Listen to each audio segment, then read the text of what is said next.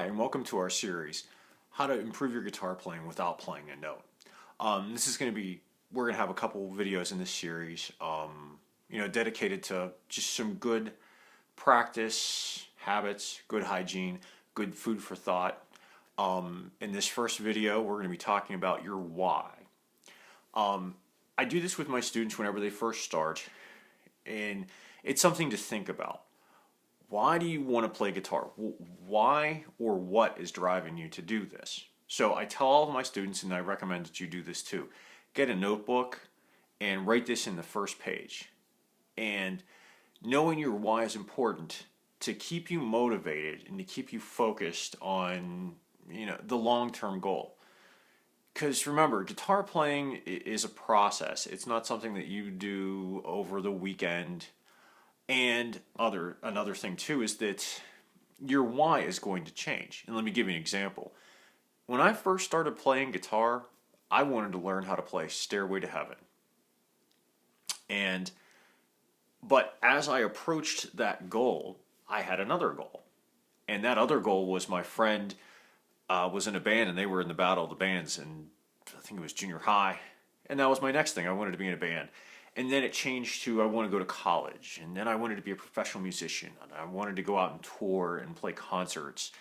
And now I enjoy my why sometimes is to motivate myself to practice and to do this is so that my daughter has a good role model to look up towards, and that's what motivates me to do this. So it's there to help you motivated, so that you don't get lost in the negativity of a bad day, of a bad week, of working on a song that's too hard, through the frustration of, not getting your fingerings correct, through the motivation through a bad lesson. I mean, everybody has bad lessons, and it just keeps you motivated, it keeps you focused.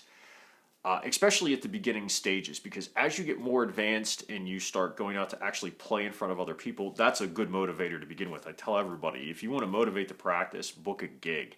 That'll do it. But if you're just sitting in your, what I would call a bedroom player, sitting on the edge of your bed and just strumming some chords or working on a tune, it can get a little frustrating, and you need to remember that, you want to go and do something with it, and just remember that you're not stuck where you are for when it does get tough. So, take a notebook, sit down, think about why you want to do this. Think about your long-term goals, think about your short-term goals. What would you like to do next week, next month? What would you like to be able to do next year? And then you can even devise a plan. How am I going to get there? That also helps too. Do I need to really seek out lessons? Do I need to, schedule some Skype lessons? And just really, in the notebook is also good for writing and jotting all of these ideas down and really taking time to think through what you're doing. So, get that notebook, write down your why, and also, to add along with this, don't be afraid to write in it as a journal and go back and read those pages. I have done that from time to time, and it always worked for me when I was getting frustrated, because I will notice these specific patterns that I do. Maybe it's poor practicing, maybe it's not focusing while I'm practicing, and so on and so forth. But it all starts with knowing your why, knowing why you're motivated, and knowing why you want to play guitar, because it will help you through those tough times, those times where you want to quit. It'll also help you pick it up tomorrow when you get frustrated and you put it down. So knowing your why is a great tip on how to improve your guitar playing, and you don't have to even play a note. So I'll see you next time.